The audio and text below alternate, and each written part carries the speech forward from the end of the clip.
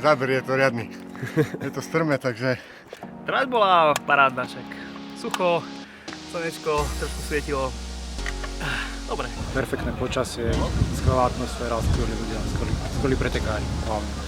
Nakoniec som to nejako rozhýbal a s odsťou som to dokončil. Vlastně já jsem to obhajovala vítězství, po třetí se mě to podařilo.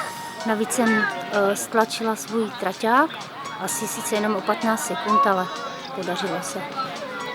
Išiel som s rozumom, potom som sa snažil ísť svoje tempo.